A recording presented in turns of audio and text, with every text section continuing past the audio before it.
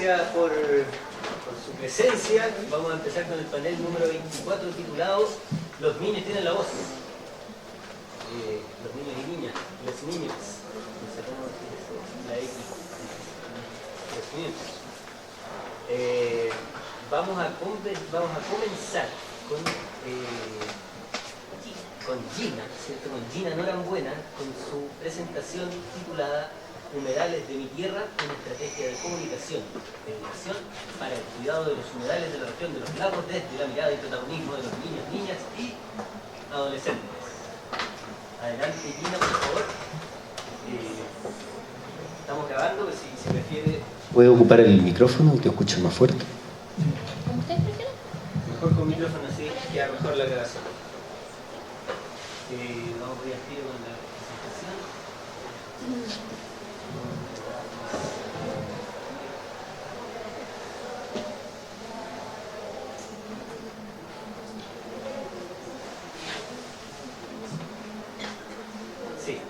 Sí, el formato de la presentaciones, vamos a escuchar a las 4 ponencias y después tendremos un espacio para preguntas en donde pasarán aquí adelante los expositores. Tratando de abrir esto.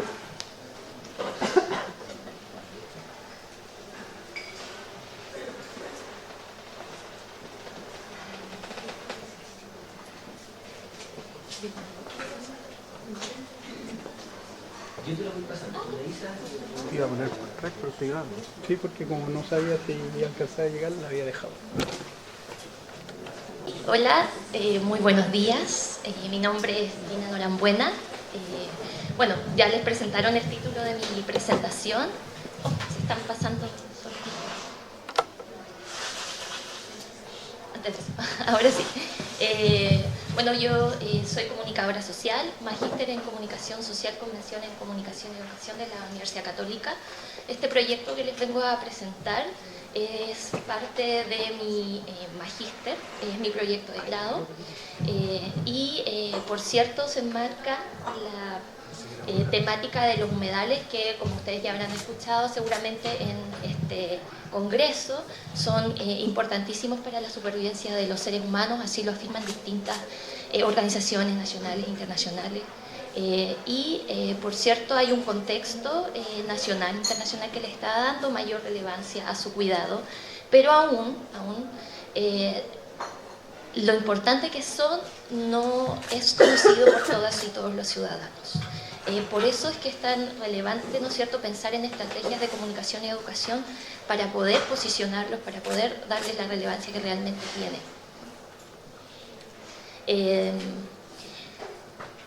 Para poder hacer este proyecto, por cierto, y ya que estamos en esta mesa que tiene que ver con niños, niñas y adolescentes, yo quise tomar la lista de relevar su voz, ¿no es cierto? Sabemos que niños, niñas y adolescentes tienen un impacto, tienen una potencialidad y que es muy importante darles protagonismo. Entonces partimos un proyecto, en principio fue grupal, para poder confirmar, ¿no es cierto?, si existían actores del cambio realizando acciones educomunicativas en torno a la problemática del cuidado de los humedales en la región de los lagos, que por cierto obviamente la intuición nos decía que así era, pero era importante saber cuántos, más o menos, en qué medida, qué tipo de acciones se estaban realizando. Entonces hicimos un registro de las organizaciones vinculadas a la defensa y protección de estos ecosistemas y detectamos más de 20 en la región. De eso se eligieron 4 en base a representatividad, por cierto, en la región, su diversidad de distinto tipo, tamaño, actores con los que trabajaban, aportes a las distintas miradas en el territorio, acciones educomunicativas recientes que tuvieran que ver con el cuidado de los humedales y, en mi caso particular, también que tuvieran acciones relacionadas con niños, niñas y adolescentes. Ok, y bajo una metodología cualitativa se levantaron entrevistas semiestructuradas con las y los voceros o líderes de las organizaciones que se eligieron. Se hizo una revisión de fuentes documentales, libros, artículos, en fin, para poder llegar a una identificación de cuáles eran las problemáticas comunes de estas organizaciones, ¿ya? Y entre ellas se vio que hay un escaso diálogo e interacción entre las distintas organizaciones, una falta de cercanía con algunas realidades territoriales. Tenemos organizaciones que de repente vienen del extranjero o que vienen de la zona centro, ¿no es cierto?, a hacer algún trabajo que quizás también podrían potenciarse con lo que están haciendo organizaciones quizás más pequeñas que tienen mayor conocimiento sobre el territorio. También vimos una falta de difusión de la investigación y, por cierto, lo más común que pudimos sacar de estas entrevistas y de la revisión, falta de tiempo y recursos.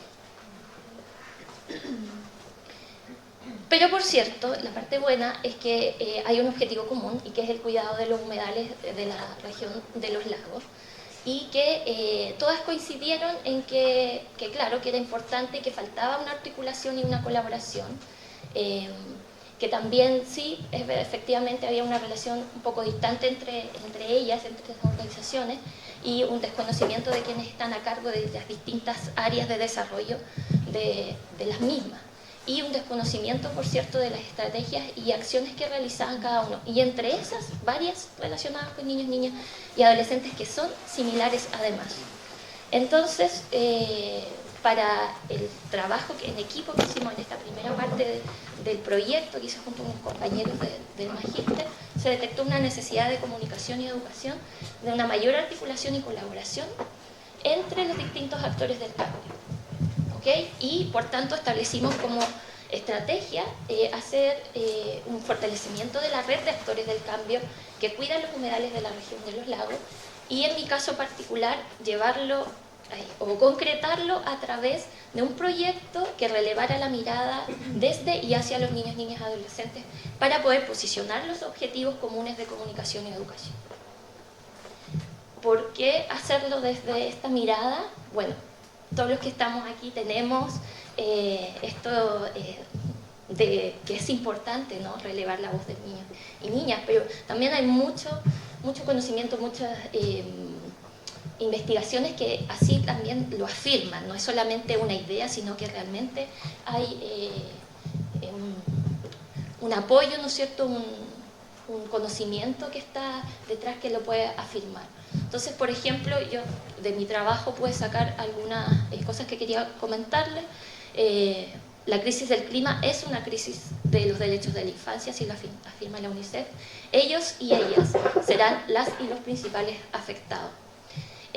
Además, independientemente de los espacios de participación real que los niños puedan tener en sus comunidades, son emisores natos en sus hogares y escuelas. O sea, bueno, yo en mi caso soy madre, tengo un hijo de 7, en su escuela, gracias a Dios, la verdad es que trabajan bastante en el tema de sustentabilidad, y yo veo cómo él llega a casa comentando sobre eso y que el impacto que eso tiene también en nosotros, en nuestro entorno cercano, en el compromiso que podemos asumir con la sustentabilidad. Entonces, es importante relevar que los jóvenes y los niños son un gran motor en el desarrollo sostenible y agentes de cambio clave en lo social, en el crecimiento económico y la innovación tecnológica, así lo afirman las Naciones Unidas.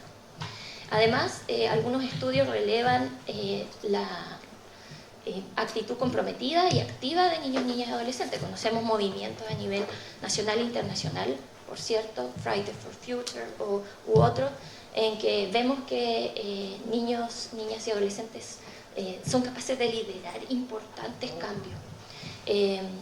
Ahora, estos estudios también relevaron que en general los estudios están siendo abordados desde la perspectiva de los adultos y hay poco igual protagonismo de niños, niñas y adolescentes. También hay un escaso número de investigaciones directas con la población infantil. Y, por cierto, y también comentarles este estudio que realizamos, este proyecto, también es parte de un Fondesit que realizó la Universidad Católica sobre el protagonismo de niños, niñas y adolescentes en los medios de comunicación. Y en este proyecto se vio, aquí puse algunas cifras, pero contarles que en la gran mayoría de las noticias los niños, niñas y adolescentes aparecen muy poco. Y cuando aparecen declarando en cámara, en general está asociado a hechos más bien de vulneración, de violencia, Y, por cierto, de toda esa revisión que se hizo durante el año 2021, no había ninguna noticia asociada a la niñez y al cuidado del medio ambiente, lo cual, por cierto, es grave porque sí se están haciendo cosas, pero están poco visibilizadas. Ok, entonces, en base al objetivo general, un poco del proyecto grupal que teníamos con mis colegas, tomé un objetivo que es identificar y posicionar los objetivos comunes de comunicación, educación y de acción asociativa y producir una serie documental piloto con niños, niñas y adolescentes sobre el cuidado de los humedales de la región de los lagos que fomente el cambio social. Esto en base a 5 conceptos que son primordiales para la comunicación y educación, que es el diálogo, la participación, la acción colectiva, la comunicación para el cambio social y el desarrollo sostenible, de una manera de articular a las distintas organizaciones para poder fortalecerlas a través de este modelo. Okay. Entonces, lo que propuse fue un plan de acción para generar esta serie piloto, en la que tenemos una etapa primera en la que trabajamos junto con las organizaciones, ¿no es cierto? Nos reunimos con los líderes, los voceros, hacemos una jornada de trabajo grupal, identificamos fortaleza, oportunidades, debilidades y amenazas, y se identifican estos objetivos comunes de comunicación y educación entre las distintas organizaciones. Ya en una etapa 1, pasamos a hacer el trabajo con niños, niñas y adolescentes a través de una alianza que está pensada con colegios, establecimientos que tengan certificación ambiental y que idealmente estén trabajando con estas organizaciones, que los hay, por cierto.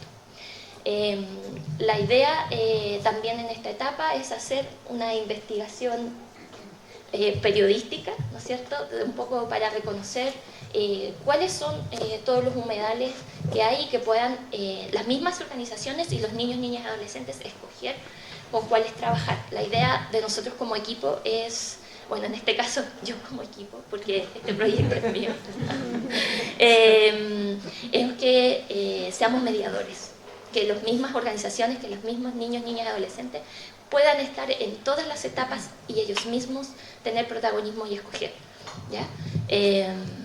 También la idea es que puedan ellos mismos decir cuáles van a ser los criterios para levantar cuáles son los humedales que van a ser los espacios protagonistas de cada capítulo. Luego, en una etapa 2, que es de preproducción, sería una caracterización de los humedales, una elección de los rostros de niños, niñas y adolescentes para cada capítulo. La idea es que en el documental veamos desde la mirada de niños, niñas y adolescentes estos espacios, ¿no es cierto? Que podamos, por ejemplo, hacer un tratamiento audiovisual donde nos enfocamos la cámara desde su mirada, ¿no es cierto? No desde el adulto arriba, sino que desde la mirada de ellos, cómo ellos están visualizando estos espacios, que podamos recorrerlos junto a ellos, conocerlos, saber de qué se tratan, conocer los conflictos que hay detrás también, obviamente dependiendo de los que ellos en conjunto con las organizaciones elijan. Y también, por cierto, trabajar en esta etapa con una productora local, lo cual me parece súper importante para relevar también que son ellos quienes conocen mejor el lugar. En mi caso, yo vengo de la zona central, entonces, por cierto, que no voy a ser tan conocedora como quienes viven en estos lugares. Luego, en una etapa 3, que ya sería de producción, sería la grabación de la maqueta, se vería el tratamiento audiovisual, que es lo que les comentaba, de esta modalidad de grabación del documental colaborativo. Y bueno, por cierto, también hay que ver todo lo que es el tratamiento con niños, niñas, adolescentes, pedirles sus asentimientos informados, ya que son menores de edad. También habría que ver la posibilidad de pedir autorización a sus apoderados, a sus representantes legales adultos, para que participen del proyecto. Y luego, en una etapa 4, que ya es de postproducción, sería una revisión de todo el material, un montaje del primer capítulo previo, que luego se conversaría con quienes han participado anteriormente de todo el proceso, tanto las organizaciones como los niños, niñas y adolescentes, para poder recibir sus comentarios y hacer mejoras en el primer capítulo, y en base a eso poder luego hacer el montaje de los siguientes, ¿ya? Luego, para la divulgación, la idea es que como les contaba anteriormente, hacer una alianza con algunos establecimientos que ojalá ya estén trabajando con las organizaciones y exhibirlos en los mismos colegios, ¿ya? Luego poder colgar esta serie a través de un canal de YouTube de Humedales de mi Tierra, que ese es el nombre de la serie, y por cierto hacer difusión a través de redes sociales y bueno, ojalá quizás generar junto a las organizaciones también una feria de humedales de la región donde podamos hacer el lanzamiento de la serie colaborativa.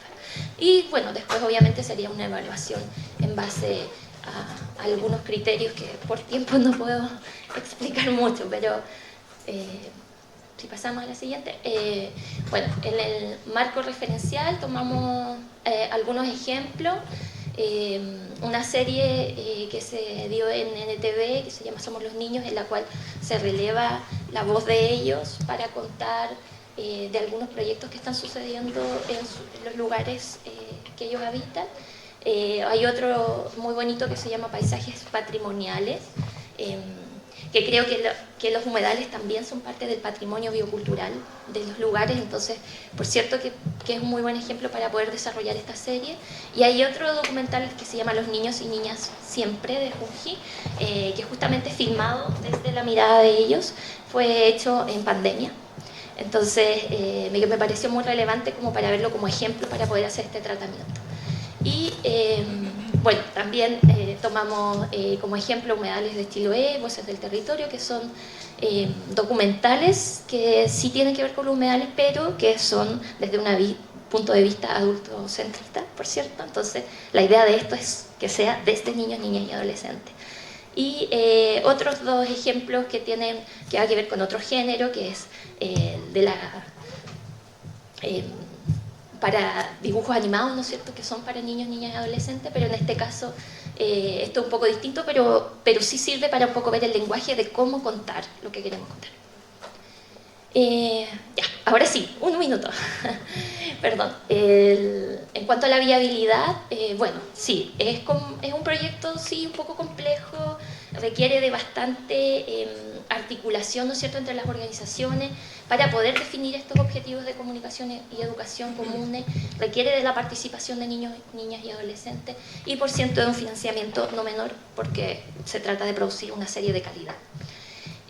Pero aún así creo que es bastante factible de realizar, creo que es un modelo que puede ayudar a congregar a las organizaciones, a poder trabajar en conjunto y a poder dar voz a niños, niñas y adolescentes.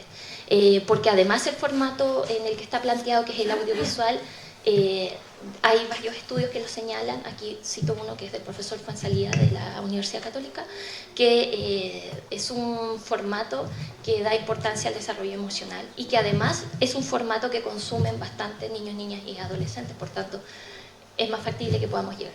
Y en cuanto a las proyecciones, existe por cierto una alta escalabilidad.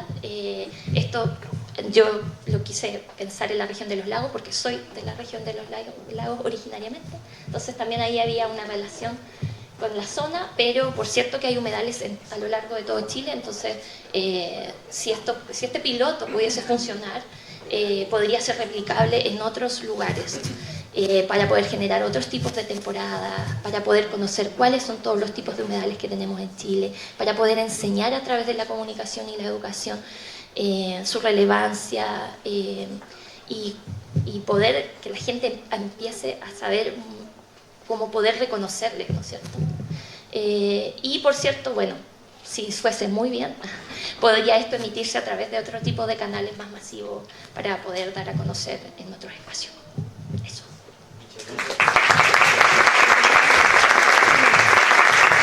Muchas gracias, Gina. Vamos a pasar ahora a la segunda presentación. Esta presentación va a ser presentada por Marisol Peñilillo, donde participaron también María Paz Ramírez y Loreto Castro. Se llama Significando la pandemia. Las voces de los niños, niñas, desde un enfoque de derechos, participación y ciudadanía. Ahora mismo va la presentación.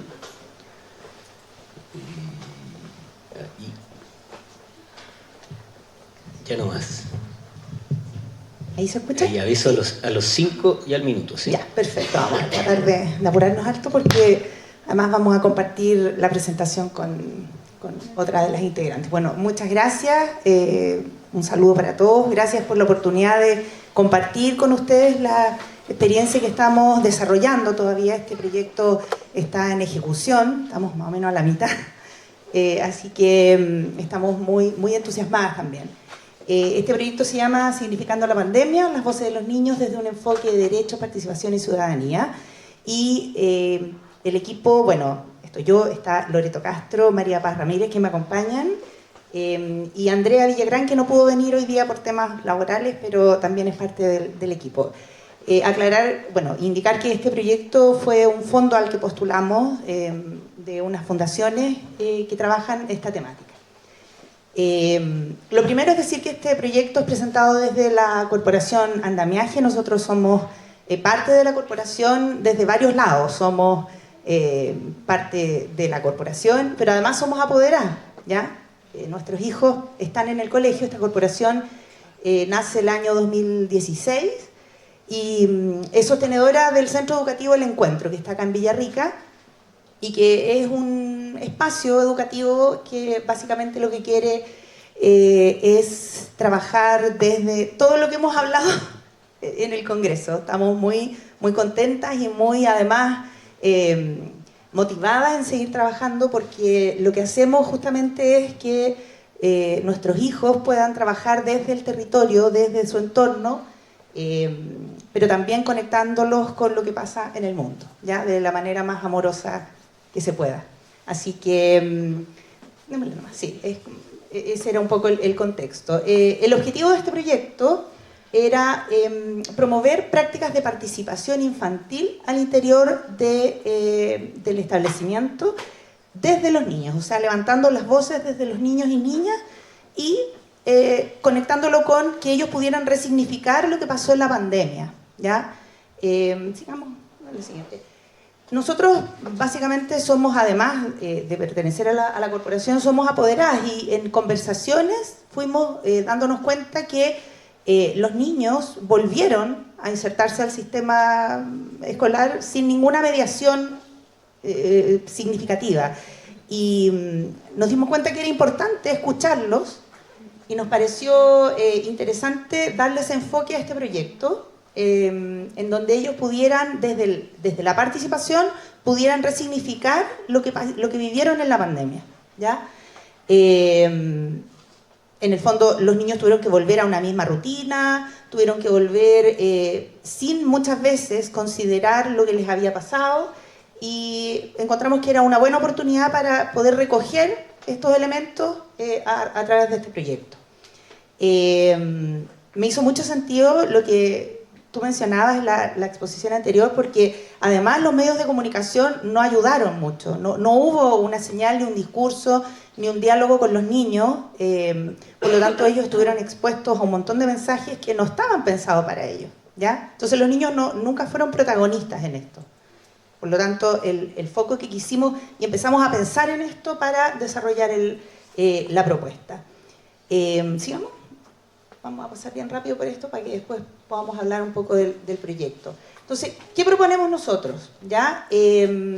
Nosotros queremos y estamos desarrollando una intervención en el colegio que lo que pretende es aumentar y enriquecer los espacios de participación democrática y de diálogo en la escuela, ¿ya? Para que ellos puedan dialogar, conversar, expresarse, tomar decisiones, ¿ya? Respetando y favoreciendo sus diferencias, ¿ya? Como ya les mencioné, esto tiene que ver con empezar a resignificar lo que ellos vivieron en la pandemia. Y lo otro muy importante, y también me hace mucho sentido lo que mencionaba la exposición anterior, que también incluimos a 2 niños del grupo seleccionado, que es un grupo de niños entre, si me ayudan, 6 y 8, ¿ya? Que se llama Los Monitos del Monte, porque cada nivel tiene nombre. Entonces este es Los Monitos del Monte, y son niños entre esas edades. Ellos eligieron y seleccionaron 2 representantes para que sean parte del equipo gestor de este proyecto, ¿ya?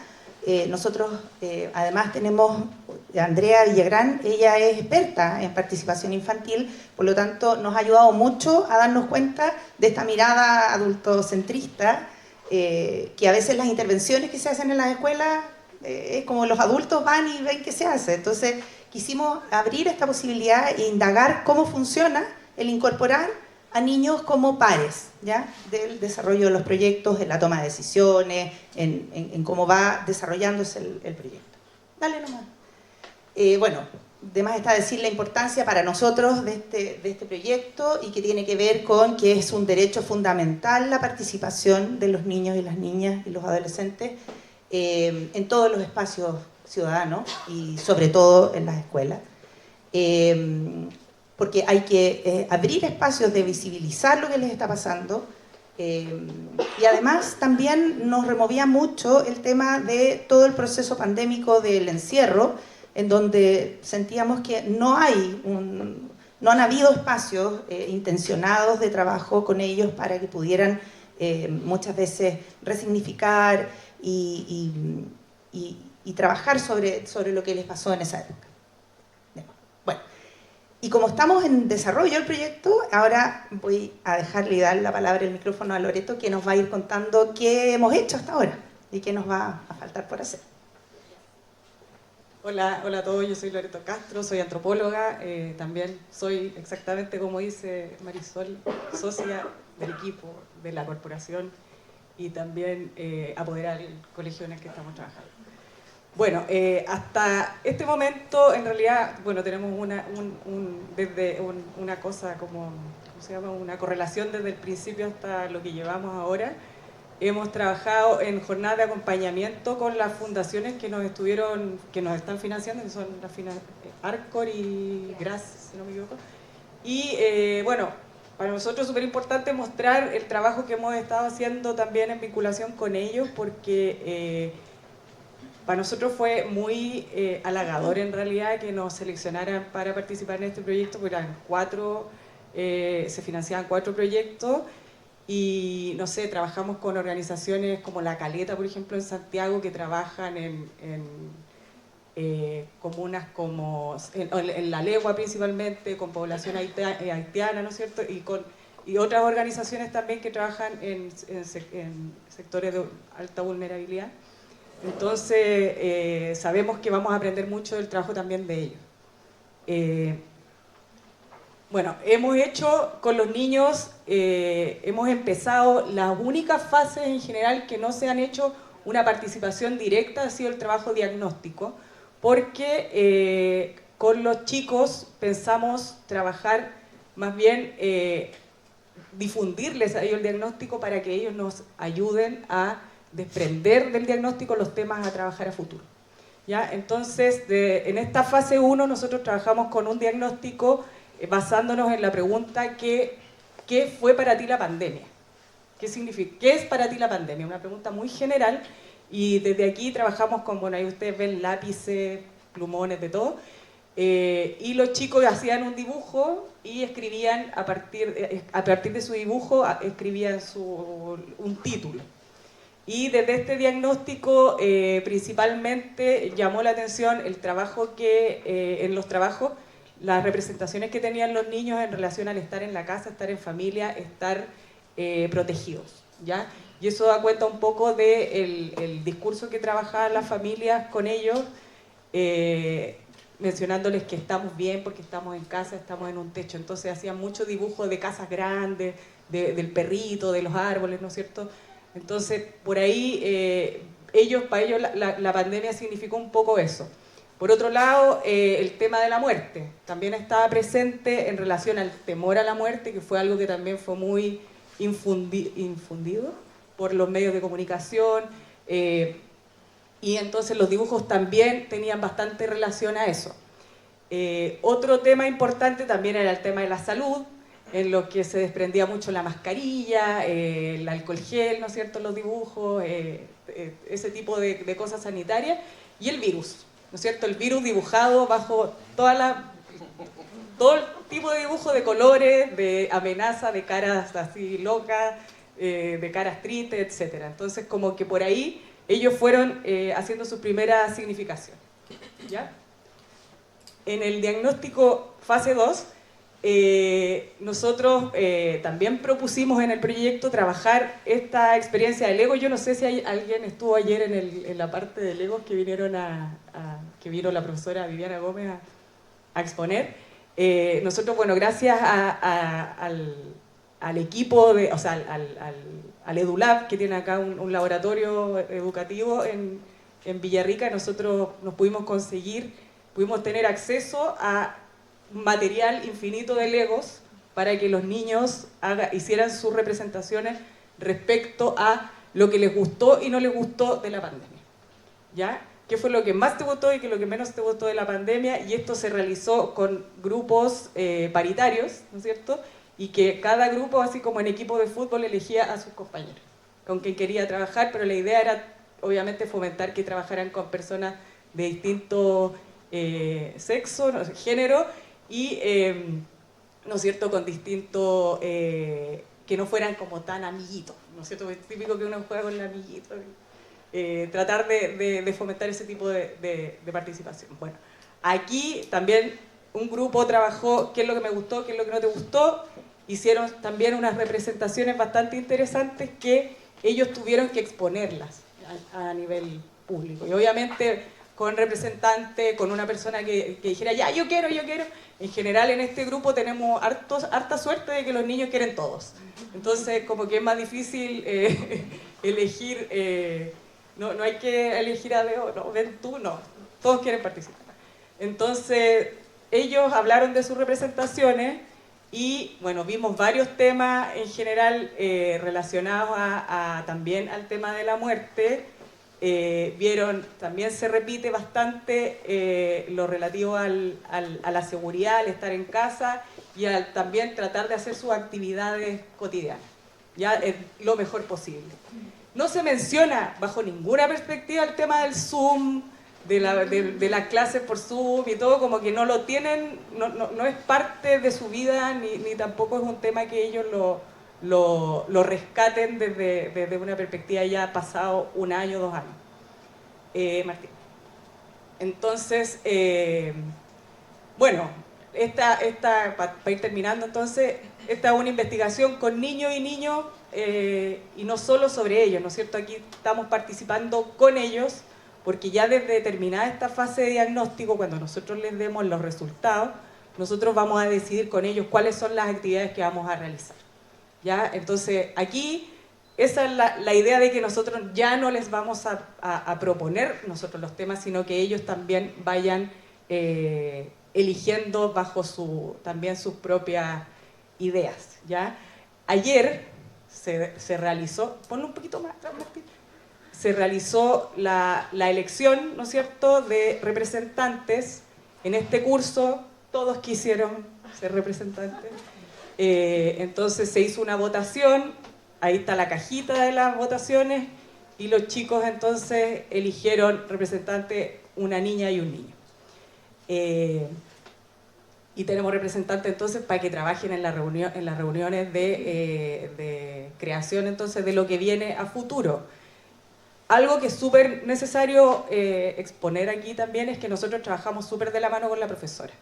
Ya la profesora nos cede espacios, la profesora planifica también con nosotros y la profesora también adecúa en lo mejor posible, ¿no es cierto?, el vínculo de lo que ella tiene que pasar en el fondo en las clases con este trabajo que estamos haciendo nosotros.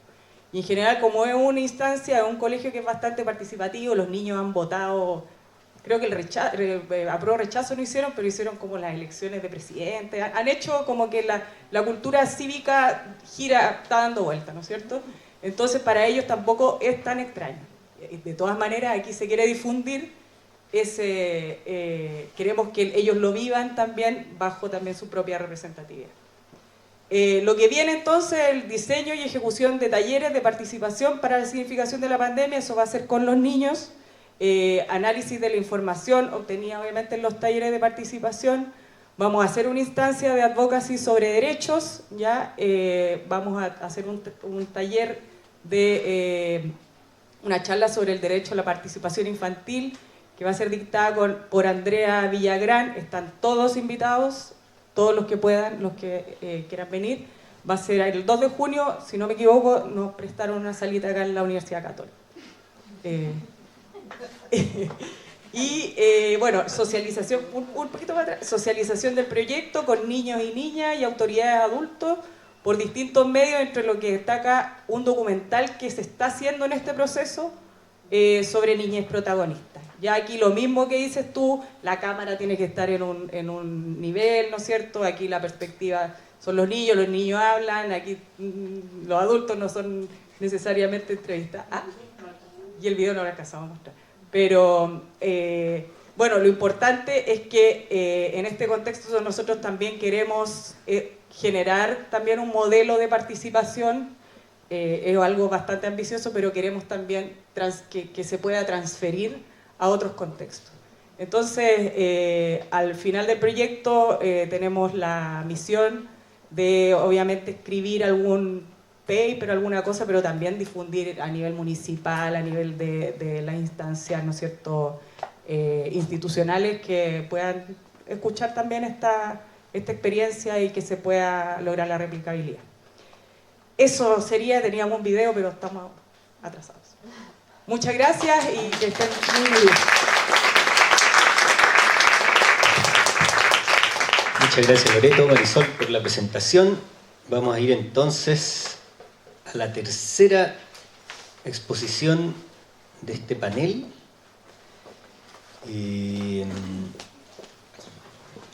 Iba aquí Daniela, ¿no? Daniela Baeza y Pablo Maldonado van a exponer su trabajo titulado Ojo con los niños.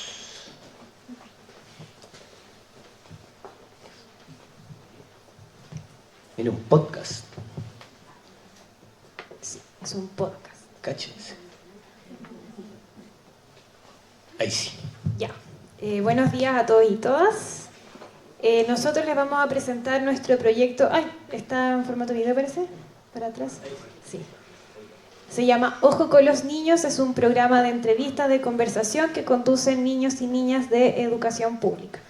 Lo menciono porque es importante que consideremos que son estudiantes de educación pública, ya en un contexto de bastante vulnerabilidad. Somos parte del Servicio Local Gabriela Mistral, que comprende 3 comunas, La Granja, Macul y San Joaquín. Nosotros somos de Macul, Colegio José Bernardo Suárez, un colegio que tiene sello artístico. Dale, ya. Entonces les quiero contar cómo surge la idea de hacer un podcast, ¿ya? Esto se remonta también al año de pandemia, creo que ha sido como súper importante para las 3 ponencias la pandemia. ¿En qué sentido? A finales del año 2020 nosotros recibimos un correo de un estudiante que nos plantea que hagamos igual, a pesar de estar en pandemia y en casa, el festival de teatro que nosotros acostumbrábamos a hacer en el colegio de manera presencial. Y él nos dice, si ya tenemos clases virtuales, ¿por qué no podemos modificarnos y adaptarnos al formato virtual con el festival de teatro? Entonces, lo hicimos. Todos los adultos que éramos parte del equipo artístico, a través de este correo que nos llegó, nos movilizamos y dijimos, bueno, si él quiere que se haga, veamos cómo podemos hacerlo, y hicimos el festival de teatro.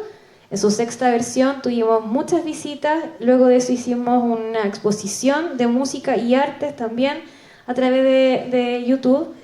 Y entonces ese verano, después de haber tenido esta grata experiencia con hartas visitas y qué sé yo, yo me preguntaba si un estudiante de 11 años, que tenía 11 años en ese entonces, logró movilizar a 6 adultos de 30 hacia 40 años, tienen mucho que decir.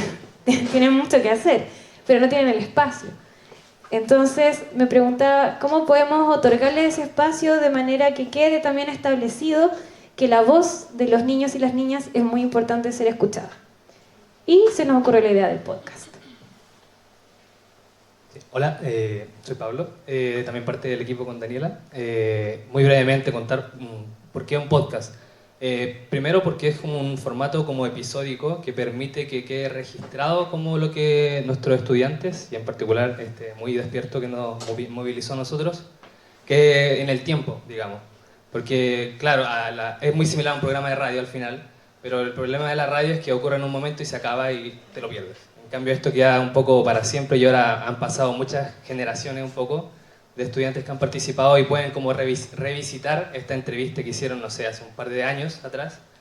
Y también para nosotros los adultos también poder compartirlo y también generar como conversación en torno a todo esto. ¿Cómo logramos? ¿Cómo se hace? Principalmente al inicio era completamente virtual.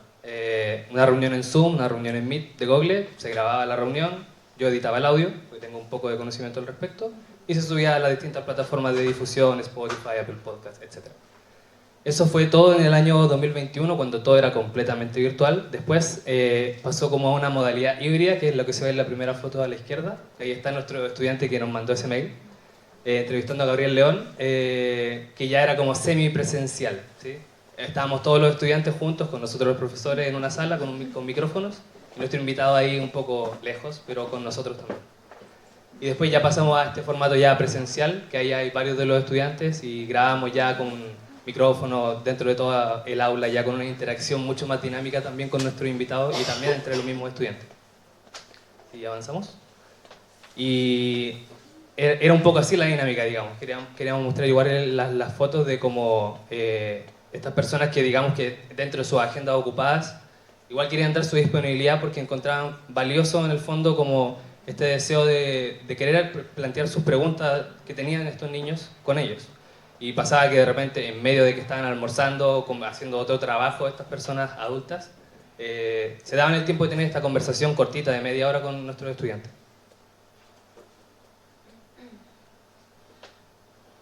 Ya, bueno, vimos anteriormente que estaba la foto de Denise Rosenthal con los estudiantes, entonces aquí les tenemos algunas imágenes de los invitados que hemos tenido y les quiero contar cómo llegamos a ser sus invitados. Generalmente parte de la iniciativa de los niños y niñas. Ellos nos dicen, por ejemplo, con Denise Rosenthal, somos fanáticos de Denise Rosenthal, queremos entrevistarla y saber cómo es el cantante, qué sé yo. Y bueno, eso muchas veces ha implicado que nosotros nos golpeamos contra la pared, como ¿cómo conseguimos a Denise Rosenthal?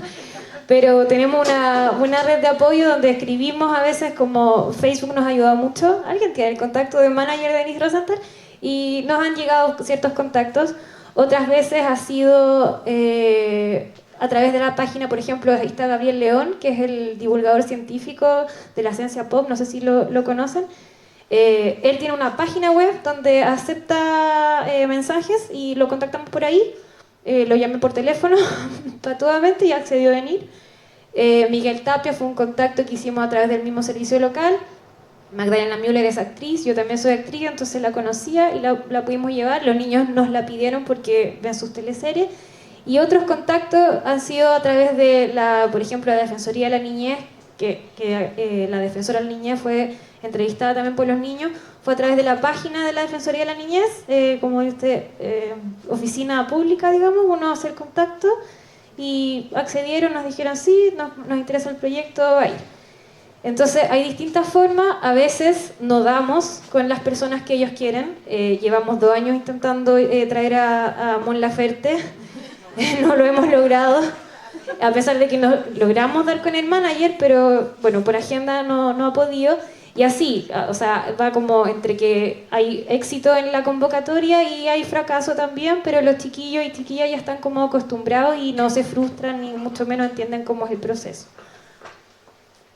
Y bueno, este proyecto como finalmente es un espacio de cuidado y que permite la reflexión, la opinión de niños, niñas y jóvenes, nosotros mandamos el proyecto a la UNICEF, también a la Defensoría de la Niñez y obtuvimos su patrocinio. ¿Ya? Esto quiere decir que ellos nos ayudan a la difusión en muchos casos y por supuesto que nos permiten utilizar sus logos en nuestras gráficas. Y estamos bien en el tiempo, ¿cierto? Ya, nuevos desafíos. Después, ya, perfecto. Nuestros nuevos desafíos son estos. Queríamos, a ver si me ayudan, yo lo puedo repetir, para que la puedan hojear. Ahora tenemos la revista de Ojo con los Niños. ¿Ya?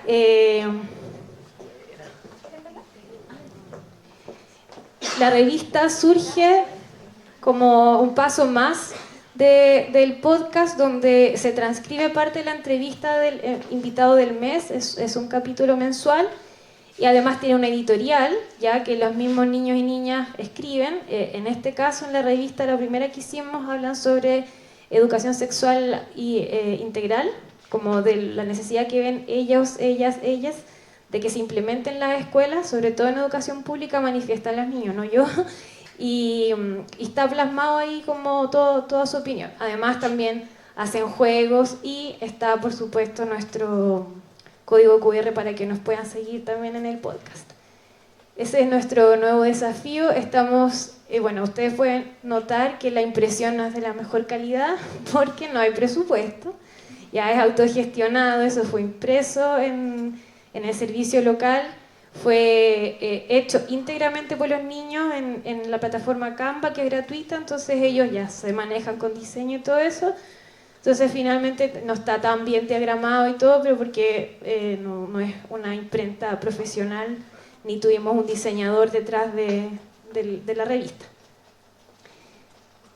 Y lo que nos parece más importante es esto, porque finalmente somos nosotros adultos otra vez hablando sobre lo importante que es la voz de los niños y no estamos escuchando a los niños. ¿Ya? Entonces ahí pusimos el código QR para que nos sigan, pero no sé si tenemos la posibilidad de que se escuche en parlante. Nosotros tenemos el link abierto para enviártelo. Necesito escucharlo. Jota, ¿es posible? Porque todavía nos quedan unos minutos.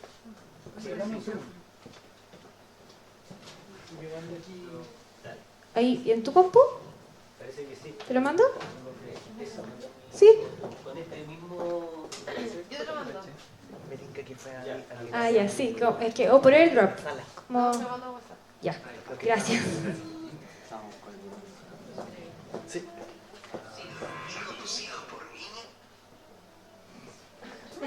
No, pero está bien, escúchanos. Estoy en Quichoro. Ya, y mientras buscan, aquí queremos compartir nuestros equipos del año 2021, 2022, 2023. El primer grupo de arriba es el del 2021, que es como el grupo que incursionó en esto por primera vez, que se atrevieron. Está Giuseppe, que finalmente es el que da como origen a este proyecto a través de su correo.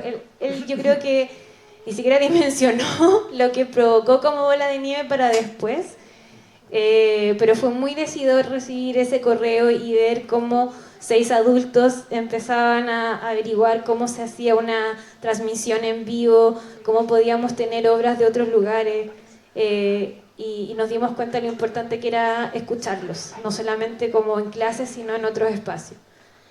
Abajo está el elenco 2022 y allá el 2023. Ya, súper. Ay, no me pesca. No, es que toda... Ah, bueno. No, eso no somos nosotros. Es el aire acondicionado. Sí. Pero Pero no importa. El Ya que... micrófono al computador, po. Ah, El micrófono al computador. El del parlante del computador. Ah, mira que son creativos. Hackeamos.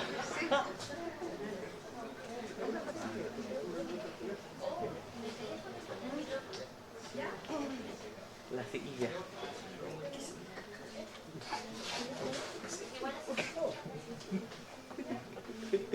Encriptación.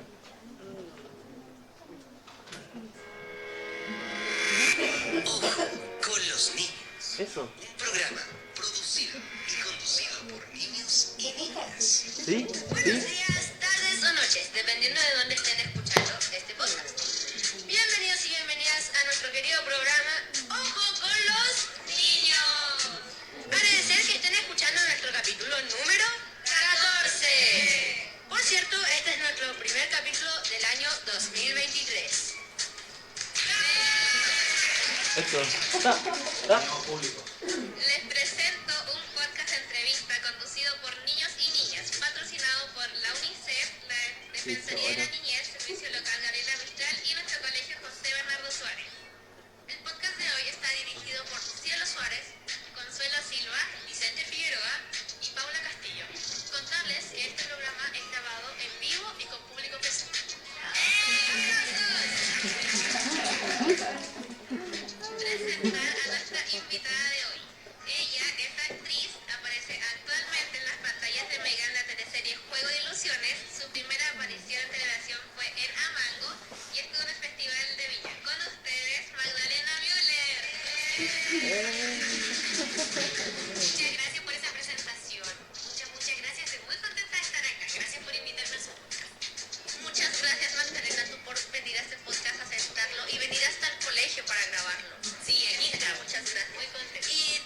también decirte que todos aquí somos grandes fans tuyos, así que es un gran honor tenerte acá y esperemos que te la pases igual de bien que nosotros. Muchas gracias, yo creo que sí. Bueno, te voy a contar más o menos de lo que vamos a hacer en este podcast.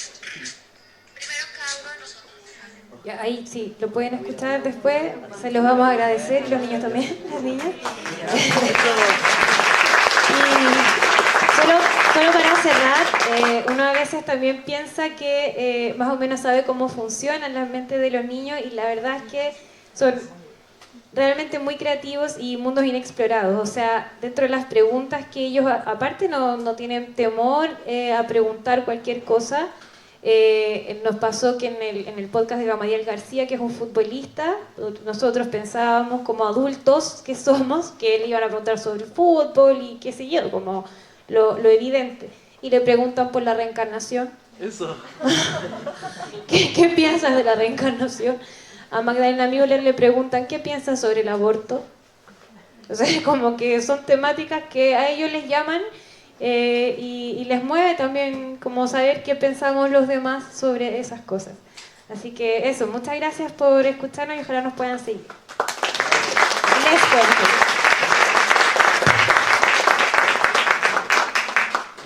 Muchas gracias a ustedes y felicitaciones por tremenda iniciativa. Gracias por compartir. Y pasamos a la última presentación. Esta presentación es de Paulina Ampuero, desde el Centro de Investigación en Didáctica de la Ciencia y Educación de STEM de la Pontificia Universidad Católica de Valparaíso. Y su ponencia se titula Infancia y espacios públicos, criterios para la planificación de plazas y parques infantiles en territorios diversos de Chile.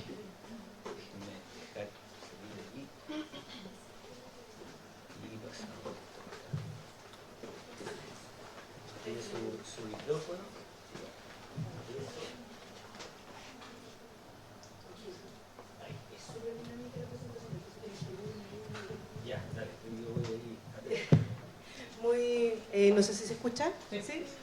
Muy buenos días, mi nombre es Paulina, como dijo Martín. Este trabajo se enmarca dentro del Magíster en Estudios Territoriales y Planeamiento de la Universidad Autónoma de Barcelona. Está dentro del Departamento de Geografía y este trabajo dio parte a integrarse al doctorado de la misma Universidad de Geografía. Tengo 3 representaciones clave. Primero, el Centro de Didáctica de la Pontificia Universidad Católica de Valparaíso, docente USACH, y coordinadora de 1000 aulas, 1000 geógrafas para Geógrafas Chile. Este es un primer acercamiento de lo que vamos a ver a continuación. Vamos a ver una introducción, marco teórico, marco metodológico y conclusiones varias. Entre ellas, infancia y espacios públicos como encabezado central. ¿Por qué nace esta pregunta? ¿Por qué los niños y los espacios públicos en Chile? Chile es un país diverso, así que Martín aquí uno a uno, bien rápido, para que vayamos viendo. Estas son plazas de Chile, espacios públicos dedicados a los niños. ¿Qué hay en común en ellos? Son todas iguales, ¿cierto? La pregunta es ¿de dónde son? Entonces vamos viendo. La primera es de Antofagasta, la segunda de Illapel, la tercera de la región de los lagos, la cuarta de Illapel, la quinta de Valparaíso, zona costa, y la última de Gualeguay. Son todas iguales. La pregunta es, climáticamente, ¿estas zonas son todas iguales? ¿No es cierto? Vamos al siguiente. Esta es la distribución, la anterior era la distribución urbana y rural, y como vemos también la distribución de los climas de Chile. ¿Cuál es la importancia aquí? Solemos planificar espacios públicos iguales y modelados para todo Chile, desde la visión autocentrista, generalmente un arquitecto hombre entre 30 y 40 años, ¿cierto? Y los niños tenemos el mismo modelo en todo Chile sin tomar en cuenta las condiciones urbanas y rurales y las condiciones climáticas, ¿cierto? Entonces la pregunta fue general, ¿qué criterios deberíamos incorporar para que la planificación y el ordenamiento territorial sean reconocidos los niños y niñas como sujetos de utilización de espacio? ¿Bien? ¿Por qué cuando enseñamos pedagogía especialmente pedagogía en historia, geografía y ciencias sociales, decimos que la situación cívica de los niños parte cuando ya tienen 18 años y tenemos la capacidad de votar, ¿cierto? En este caso, lo que queríamos hacer era elaborar criterios para que los propios niños, estos de la segunda infancia, no la primera, que la primera los contamos hasta los 8 años, y vemos que de los 9 a los 12 los espacios públicos están sesgados para estas edades, ¿ya? Los espacios públicos están diseñados o para la primera infancia o para los adultos mayores, agregando con las máquinas de ejercicio. Entonces, esta edad está totalmente vulnerabilizada en el desarrollo motriz y además en la integración a las participaciones ciudadanas dentro de la comunidad. Y de esto salen, por lo tanto, 3 preguntas específicas. ¿Cuál es el aporte realizado a los niños y niñas en las políticas públicas de Chile? ¿Cómo se utiliza y se le da sentido a lo que necesitan los espacios públicos de los niños y las niñas? Y por último, ¿cuál es la visión que tienen los niños de distintas zonas de Chile sobre el ordenamiento territorial, la planificación, las plazas y parques de Chile? Para ello, hay objetivos específicos como es la identificación de los aportes, utilización de sentido y necesidades de los niños y la visión de los niños y niñas tienen sobre sus propias plazas y parques, en su invisibilidad en las políticas públicas. Esto era claro, era clave para generar dentro de los espacios. Entonces el marco teórico dice que hay prácticas espaciales infantiles. Estas prácticas espaciales infantiles tienen que ver cuando los niños juegan, cuando se comunican, cuando hay una relación social entre ellos. Y es donde crecen, donde se hacen los primeros apegos, los arraigos, las autoestimas, todo lo que tiene que ver con la valoración de la propia identidad de la persona. Hay apropiación y reconocimiento de espacios locales. Esa es mi plaza, yo vivo ahí. Cuando llegamos a primero básico, el currículum nos dice que tenemos que enseñar el espacio, mi pieza, mi habitación, mi corporalidad, derecha, arriba, abajo, adentro, afuera, mis papás, mi familia, ¿cierto?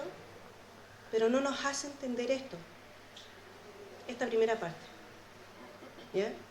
Y nos demoramos a nivel de currículum entender que los niños no solamente ven esa primera parte, sino que tienen una visión integrada y sistémica de dónde viven.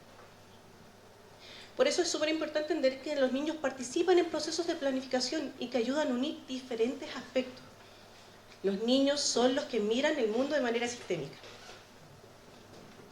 Son aquellos que unen a la sociedad, que piensan equitativamente. La teoría decía que pensaban equitativamente. Quería probar si eso era real, vamos a verlo más adelante. Después los niños, la planificación de su espacio. Francesco Tonucci es un sociólogo, pedagogo, que habla que los niños pueden producir ideas creativas para la planificación. Muchas veces este arquitecto de 30, 40 años, hombre, planifica el espacio en áreas verdes de un edificio al lado de otro edificio donde tenemos 10 metros cuadrados de tierra y juegos de metal. ¿Ya? Es importante. Para planificar los espacios públicos en la ciudad y espacios de las prácticas cotidianas se necesitan todos los puntos de vista, sino que el planeamiento se vuelve sesgado. Cuando yo no planifico los espacios públicos desde toda la visión, especialmente de aquellos que van a utilizar los espacios públicos, se vuelven sesgados, ¿cierto? Y por último, aquí hay una ventana de luz. Y Tonucci lleva 30 años trabajando en la idea de la ciudad de los niños. Francesco Tonucci, italiano, dice que hay consejos infantiles que hasta el 2014 estaban presentes en 200 ciudades. 200. De todo el mundo. Siendo Europa las ciudades pequeñas y medianas las cuales eran más fáciles de intervenir. Acá en Chile y en América Latina creo que estaba Santiago y creo que Las Condes era uno de los municipios que estaba integrando la idea de la planificación ciudadana a través de los consejos estudiantiles. Vamos a la siguiente. Qué difícil fue en una primera instancia decirle a un profesor europeo que era necesario estudiar espacios públicos en Latinoamérica. Y más aún, cuál era la diferenciación entre espacios rurales y espacios urbanos. Porque el espacio que ustedes están viendo abajo es de una ciudad del norte de España, rural. En cambio, lo que tenemos arriba son espacios rurales de nuestro Chile.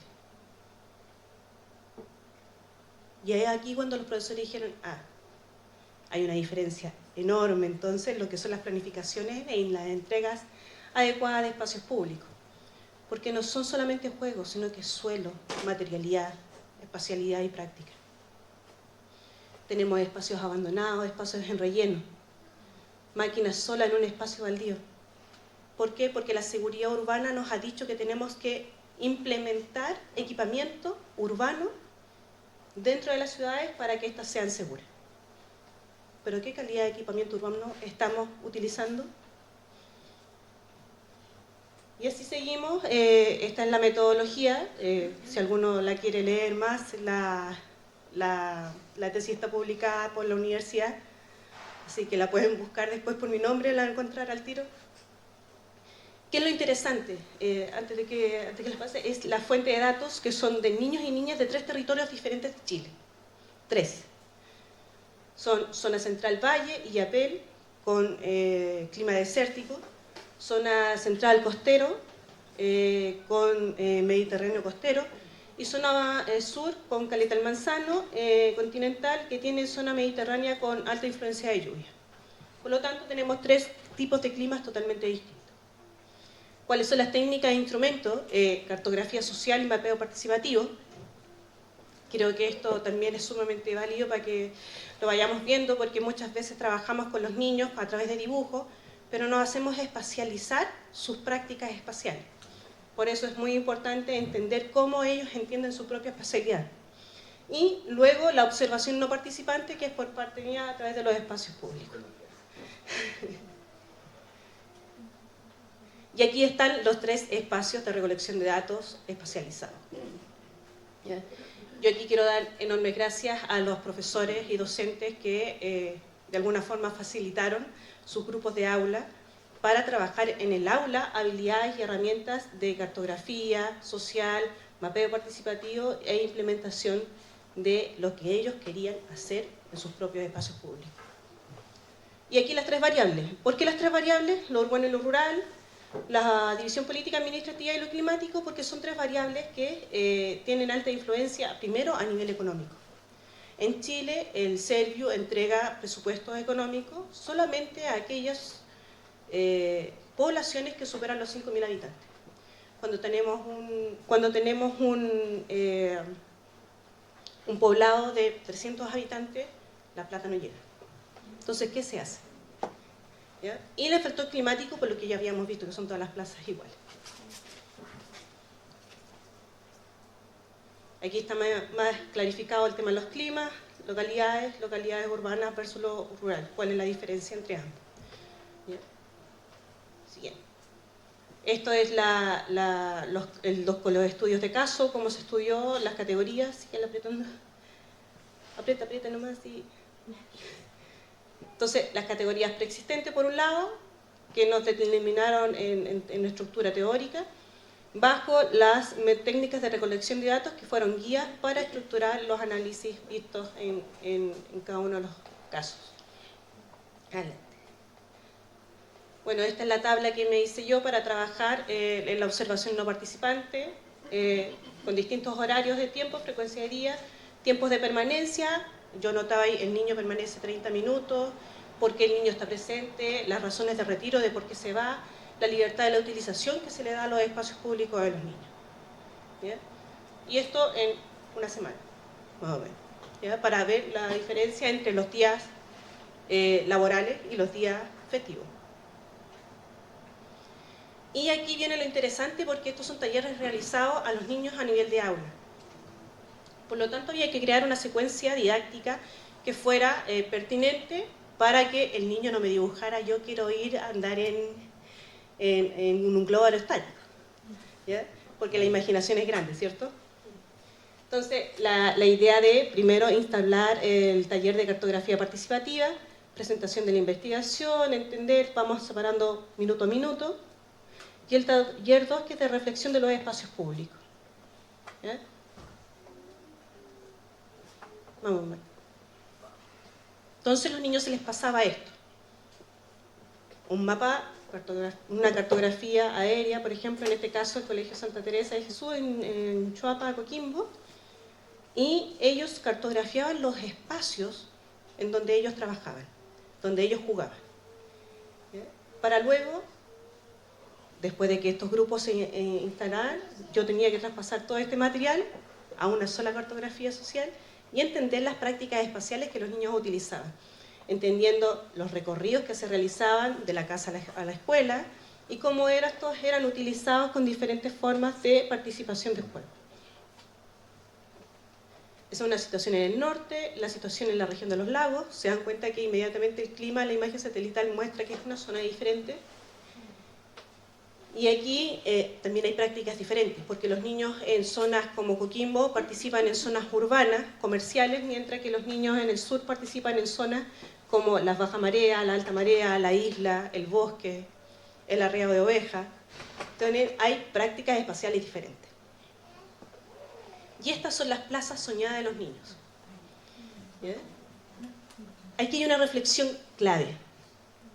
El primer grupo es un grupo de puros hombres. ¿Ya? ¿Qué vemos en el grupo de puros hombres? Una cancha de fútbol, una cancha de básquetbol, una cancha de tenis, una cancha de... etcétera. Cancha, cancha, cancha, cancha, cancha. El segundo grupo es un grupo de niñas. ¿Ya? Y hay dos diferenciaciones clave. Las niñas planifican espacios públicos, que esto no era algo que se buscaba en la investigación, pero sí se vio, porque los grupos fueron voluntarios entre ellos. Las niñas planifican espacios públicos que son equitativos para todos. ¿Sí? Buscan que la plaza en la que ellas estén haya una sillita para la abuelita que la acompaña, busca que haya un salón de arena para el hermanito chico, busca que haya circuitos por donde se pueda caminar como palitos de madera, etcétera, para ellos, y hacen que esta plaza sea integrada en varios circuitos. Entonces hay una nomenclatura bastante buena, pero sin embargo aquí no vemos los espacios deportivos tan relevados como los vemos en los varones. Entonces, ¿qué es lo importante? Que creo yo que una de las cosas de trabajo, nos queda un minuto, Martín, vamos. Creo que me di cuenta por primera vez en la vulnerabilidad de los espacios rurales. ¿Por qué? Porque esa idea de que siempre nos habían dicho que Chile era un país extractivo, yo nunca lo había visto porque era urbana. Y cuando tenemos una escuela a 300 metros de una mina, uno entiende las vulnerabilidades que puede haber dentro de los espacios escolares. Y además sobre los espacios de desarrollo psicomotor, que todos sabemos que desarrollan a nivel cognitivo a todos los niños. Bueno, y las clasificaciones, materialidad, objeto, etcétera, clima, urbano, materiales de equipamiento y biodiversidad, prácticas espaciales en la infancia y los espacios públicos. Son categorías que se utilizaron para la observación y la cartografía social. Y una de las cosas claves que yo creo que se evidencia que hay un interés superior por ser escuchados. Los niños quieren ser escuchados, especialmente en esta etapa. Se trabajó con niños de 9 a 12 años. ¿Ya? Los niños y niñas piensan en mejorar su calidad de vida y su localidad, la importancia de los espacios públicos, lugares de comunicación entre pares, y miran siempre pensando en el futuro. Pensemos que los niños de espacios rurales generalmente tienden a migrar porque las escuelas son básicas y no llegan a escuelas medias. Entonces piensan en ese futuro. Y aquí viene lo interesante, que me hace juego con las otras dos ponencias, ¿cierto? Que el 98% de los niños y niñas están dispuestos a trabajar y planificar sus espacios recreativos. Quieren sus espacios recreativos. Dice, los equipamientos más nombrados, esto es para que lo tengamos en cuenta todos, desde el norte desértico y el sur lluvioso, todos quieren la casita del árbol. ¿Ya? Y lo interesante es que aquí hay una conciencia ambiental importante, porque los niños no solamente piden la casita del árbol, sino que piden una casita del árbol de madera. ¿Ya? Y si tomamos en cuenta la variabilidad climática de Chile, la madera es el mejor material para trabajar en los espacios públicos.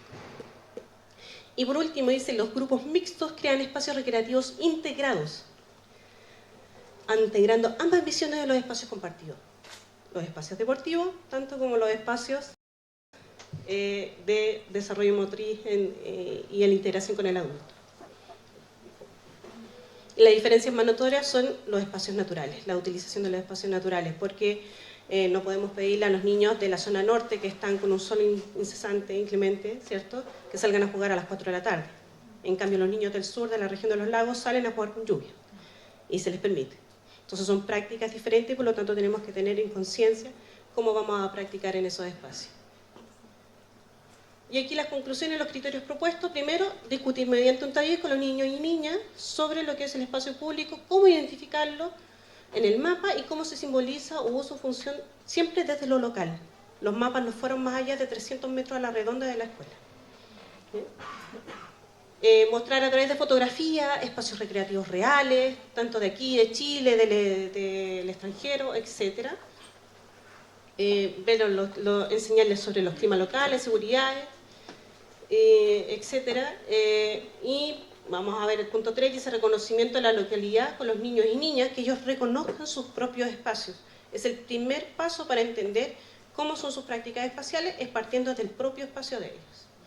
Trabajar la planificación desde la infancia, pero con grupos mixtos, ¿ya? Para tenerlo más potencializado en términos de que sea equitativo y potencializado en la planificación de los mismos. Escuchar, valorar y darle credibilidad a las opciones planteadas por los niños locales. Un resumen general. Y aquí hay una diseñadora urbana que yo creo que tiene una gran frase. Esta es la última. Así que adultos, no piensen en nuestros niños como futuros ciudadanos. En vez, valorémoslos como los ciudadanos que son hoy en día. Porque nuestros niños pueden diseñar ciudades que nos harán más felices y más sanos. Ciudades llenas de naturaleza, juegos, movimiento, conexión social y belleza. Los niños pueden diseñar ciudades en donde todos nos gustaría vivir.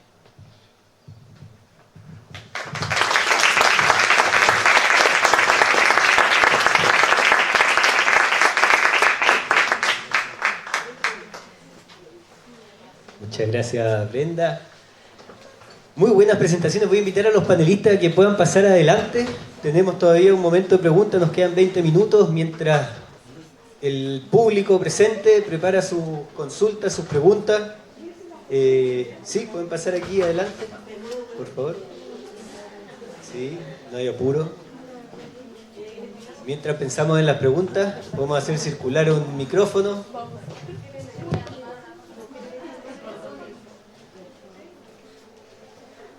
Sí, justo.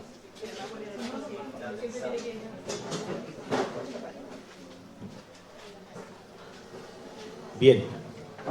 Hay preguntas allá, hay 2 manos levantadas. 3, acá había otra. 4, cacha. Recogemos 3 preguntas y después, mientras ustedes pueden ir tomando nota. Adelante. Hola.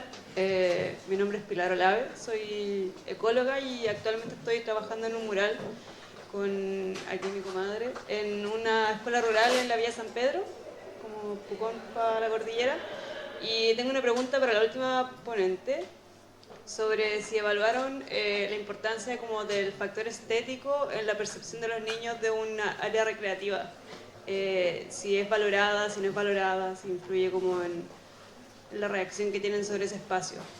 Eso creo. Como, nosotros estamos tratando de potenciar el espacio de belleza dentro de un gimnasio dentro de la escuela y nos encantaría encontrar formas de hacer más sostenible esa práctica y de traer la voz de los niños, entonces desde ahí pregunta. Recojamos 2 más, aquí había otra y aquí había 3 también. Sí,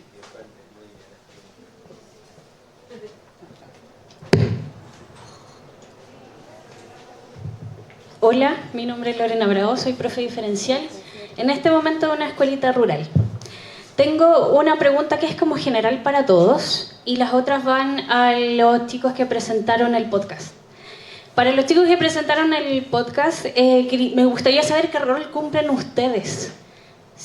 ¿Por qué? Porque por lo general estas iniciativas salen del tiempo de algún adulto que son ustedes los que están apoyando. Me gustaría saber qué rol cumplen, si está dentro de sus funciones o algo que ustedes quisieron apoyar. Y además de eso, ¿qué cambios actitudinales han visto en el grupo? Si les ha costado mantener la adhesión del grupo de chicos y chicas con los que trabajan, y si este tema del podcast ha hecho por lo que veo ha funcionado por varios capítulos, ha hecho que se expanda a otros interesados también, a más niños y niñas o adolescentes. Y la pregunta para todos es, bueno, yo entiendo que hay algunos que son estudios sobre lo que opinan los niños o la participación de los niños, pero para aquellos en los que los niños han dicho ser protagonistas, mi pregunta es ¿por qué no hay niños presentando hoy acá? Si es una decisión que tomaron ellos o es una decisión que tomaron los adultos, o saber, no es una crítica, no es una crítica, pero realmente saber cómo se toman esas decisiones y si está permeada también por el paradigma de los adultos y no de los niños. Eso me gustaría saber. Gracias. Hola, buenos días, soy Andrés Ruiz, soy profe aquí del Campus Villarrica, investigador del CEDEL, y le quería hacer una pregunta a Brenda. Me encuentro fascinante el trabajo que hiciste. Nosotros estamos haciendo algo parecido y nos pasa que no partimos de un mapa para la conversación, sino que abierto. Entonces nuestra escala es muy grande de lo que nos dicen los niños de los lugares favoritos para jugar. Entonces quería preguntar si a ti te pareció, que creo que en algún minuto dijiste que estaban casi siempre situados cerca del establecimiento. ¿A qué se le atribuye? ¿A que el mapa que tú presentabas tenía ese límite? ¿O que efectivamente los niños valoran o miran estos lugares cercanos a la escuela? Que en el caso nuestro se nos disparó. Dijimos lugares favoritos y nos aparece el Licanray, Panguipulli, Freire. Entonces la escala nuestra es muy grande. Entonces te quería preguntar si fue producto de qué. Bien, ahora necesitamos los panelistas.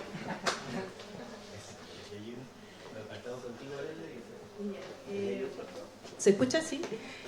Con respecto a la primera pregunta sobre lo estético y su valoración, fíjense que los niños no es un factor que fue evaluado, porque la estética en este caso, más lo que se buscaba era ver, por ejemplo, que los materiales fueran asertivos.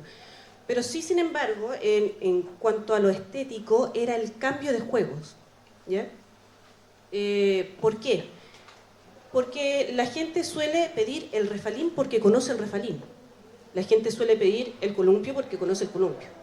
Pero una de las partes de los talleres fundamental es que se les mostró plazas de todo el mundo. Plazas de Roma, plazas de Bilbao, plazas de Ampuero, plazas de Barcelona, etc.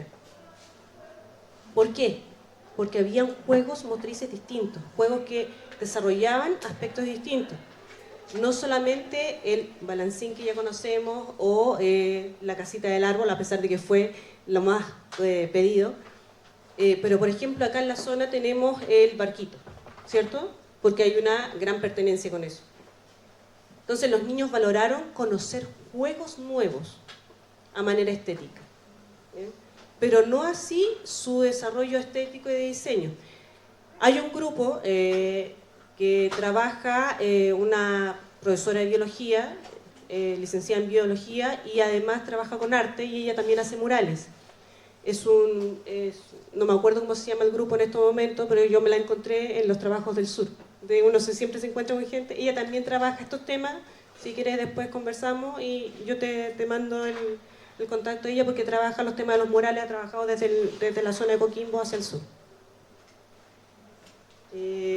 ¿Contesto la otra siguiente, la de Daniel, o se lo pasamos a los pocos? Ya, Andrés. Andrés, ¿cierto? Mira, fíjate que una de las cosas fue la literatura lo que marcó esto de la espacialidad, ¿cierto? Las prácticas infantiles, en la edad que yo estoy estudiando, que son de los 9 a los 12 años, porque ya estudié entre los 6 y los 8, me pasó que encontré solo un libro del año 69. Se llama Didáctica de la Geografía en la Escuela. Y habla de que los niños tienen una espacialidad de alrededor de 300 metros a la redonda, libertad espacial. Y esa libertad espacial está determinada por el género y por el espacio donde viven.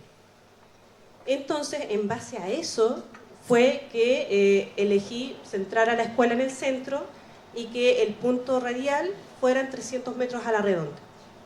lo que no significa que los niños no tengan prácticas espaciales, por ejemplo, en Licanray, en Pucón, que se vayan a otros espacios. Pero la pregunta es, ¿ellos conocen esos recorridos y esas prácticas espaciales? ¿O solamente viajan de un punto a otro dentro del auto? ¿Ya? Entonces, cuando hablamos de la creación de los mapas para centrar este proyecto, fue precisamente porque es un área donde se supone que los niños tienen dos prácticas espaciales: mi casa, mi colegio. Y eso en los niños de alta vulnerabilidad. Hay otro proyecto también de la Alberto Hurtado, donde también habla sobre la emocionalidad y la creación de autoestima a través de los topos.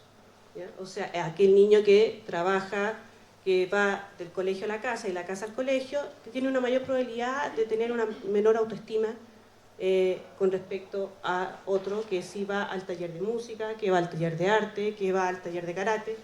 ¿Por qué? Porque tiene una mayor movilidad dentro de la ciudad y además tiene una mayor integración interpersonal entre las otras personas.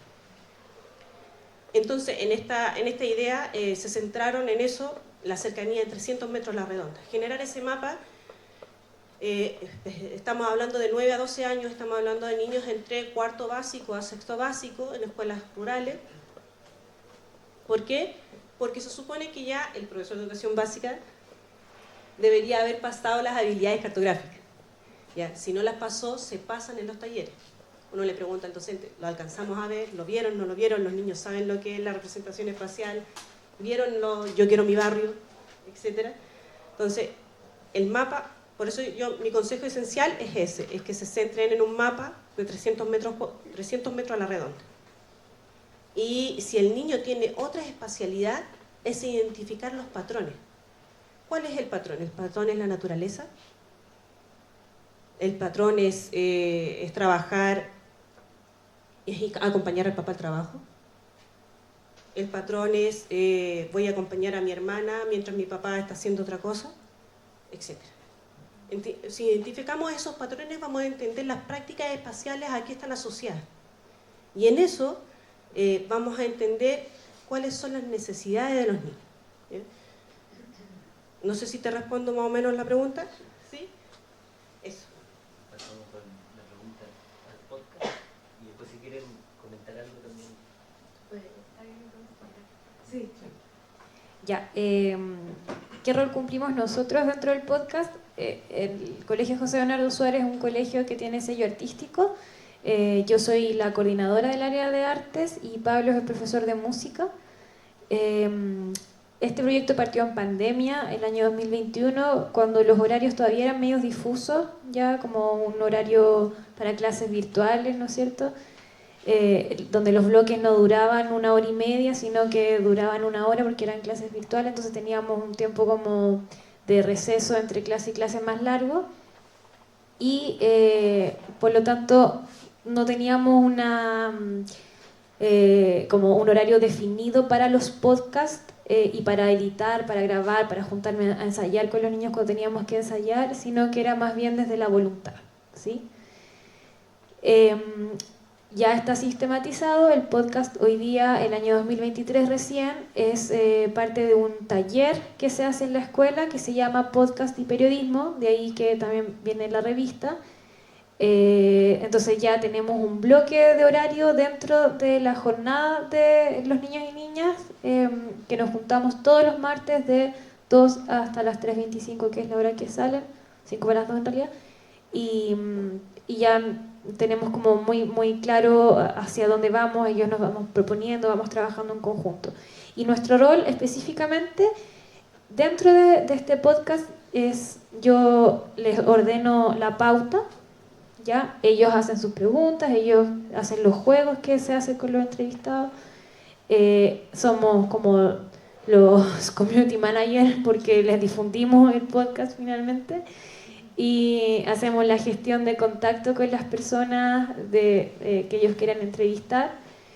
Y Pablo edita, él es el que edita y sube a las redes y ese es nuestro rol básicamente.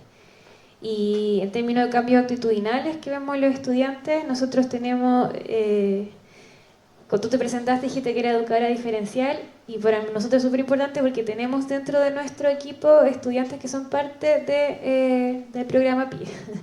¿Ya? Y tenemos un estudiante particularmente que fue el que presentó el podcast que escuchamos hoy día, que está diagnosticado con el trastorno del espectro autista y la verdad es que ahí está toda su potencialidad, un chico maravilloso dentro de la escuela. Él interviene mucho no solo en el podcast, sino como el proyecto de la escuela completo, donde actividad que se levanta, esa actividad donde él participa. Y sí hemos visto cambios importantes en términos de la responsabilidad, o sea, los chicos preparan las entrevistas, lo que implica que tienen que investigar sobre la persona que invitaron, aun cuando sea Denise Rosenthal, que ellos querían escucharla y que la conocen desde que estaba en Amango, igual revisan entrevistas anteriores, se meten a YouTube, ven su biografía, entonces como que hay un compromiso con el programa muy importante. Y tú, Pablo, contestas si ha hecho que se expanda a otros. Sí, completamente. O sea, por ejemplo, en las 3 fotos donde salen los chicos de los 3 equipos, inicialmente eran 3 o 4, aparte de que como estábamos en pandemia, todo virtual, contactar a los chicos y motivarlos como a que salieran de su un poco pereza de como querer trabajar sobre este proyecto que para ellos era muy difuso inicialmente, más para Giuseppe, que era este que escribió el correo, para él era una motivación como necesito hacer algo. Un poco que él nos movió a nosotros y después nosotros movimos a los demás chicos. Y ahora en verdad como que, no sé, por ejemplo voy a los 7º, 8º, que son los chicos más grandes de la escuela, y entre ellos como que dicen como, oh, me gustó mucho el capítulo, profe, ¿cuándo lo va a subir? O por ejemplo los chicos cuando son públicos, yo me demoro un poco en editar los capítulos como un mes entre medio de los tiempos en lectivo, en mi casa, etc. Y me dicen como, pero profe, ¿cuándo lo va a subir? Etcétera. Entonces para ellos ya es como parte como de la cultura de la escuela también un poco. Y sí, es como parte ya como institucionalizada, como decía Daniela, que ahora tiene su espacio de taller. Entonces yo en verdad veo en ellos, y también se ve en las fotos, que ahora son más en número también, que hay como un interés como en querer como decir lo que tienen que decir y participar de esto, y que también genera que entre cursos también hay una dinámica también súper linda. Por ejemplo, hay una chica que ya está desde el primer día, que estaba en 6º básico, en 7º, en 8º, y ahora que se va a ir del colegio dice siempre, profe, no me quiero ir porque quiero seguir participando en esto, como que hagan media en el colegio. Entonces yo en verdad veo un montón como que para ellos genera un espacio como en donde ellos, claro, comparten con adultos, hacen sus preguntas, pero que también para ellos es un espacio en donde ellos pueden como plantear como sus distintos intereses, sus preguntas, etcétera, etcétera. Eso. Bueno, en mi caso, no sé si la pregunta va tanto hacia mi proyecto, pero creo que igual puedo aportar un poco desde lo que está pensado, porque, claro, ¿por qué no hay niños exponiendo sobre ellos? Porque es una idea aún, es un prototipo, algo que pensamos, que pensé. Siempre hablo en plural, pero en realidad, bueno, es mi proyecto. Pero la idea, por cierto, sería trabajar con más personas, porque sería muy necesario. Pero sí, me pasa que, claro, está pensado para las etapas en que ellos sí van a participar y, por cierto, en la parte de la difusión, ellos serían los protagonistas, ellos y ellas, los protagonistas. La idea es que sean quienes presenten ante sus propios colegios en una primera instancia, sean ellos y ellas las que veamos en conjunto la difusión en las redes sociales, a través de su mirada también, con sus voces, siendo nosotros adultos facilitadores en realidad. Esa es la idea.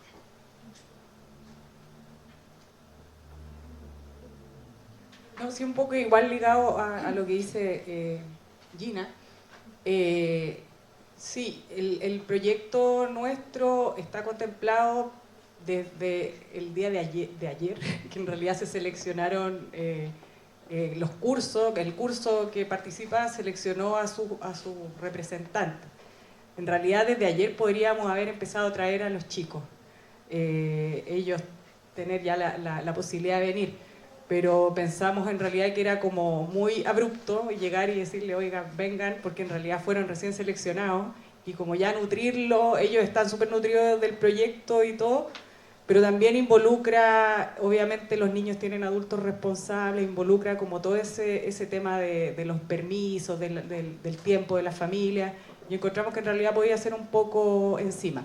Yo sé que obviamente un video no cambia la presencia de los niños, y nosotros habíamos traído una representación, una niña que representa lo que está haciendo con el trabajo de Lego, que está hablando de lo que le gustó efectivamente la pandemia, y es para nosotros súper significativo, y hubiese sido muy significativo también que ustedes lo vieran para ver el desempeño y cómo ellas se desarrollan en lingüísticamente, emocionalmente, desde todas las perspectivas. Y cómo es grato ver cómo ellos también se sienten parte. Así que sí, esa es la única razón, la verdad. Solo complementar que dentro del diseño del proyecto nosotros estamos se está elaborando un documental muy en la línea de lo que tu proyecto propone, desde en donde ellos son protagonistas del documental, trabajando la cámara a la altura de los niños, en donde ellos van a tener participación en la edición, y finalmente esto se va a presentar a fin de año a la comunidad, y todo eso lo van a trabajar también los niños. O sea, ellos van a presentar el documental, ellos van a liderar esta difusión de lo que se vivió en el proyecto. Entonces, efectivamente está súper considerado, y creemos que es muy importante además hacerlo. O sea, y también por eso nosotros tenemos el valioso apoyo de la Andrea, que es experta en temas de participación infantil, en donde también vamos a apoyar a la comunidad del colegio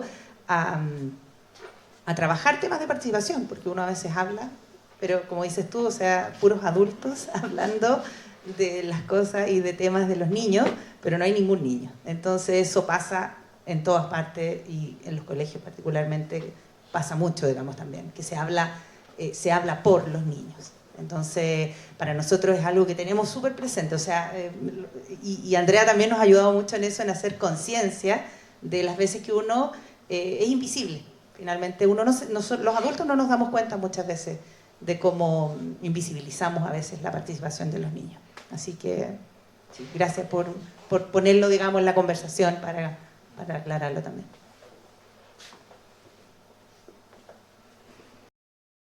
Estamos llegando al término. Estamos a 1 minuto, así que no creo que alcancemos a más preguntas o comentarios. Podemos continuar en el café. Muchas gracias, les agradezco mucho, de verdad, muy buenas presentaciones. Y nada, pues a disfrutar del siguiente cafecito.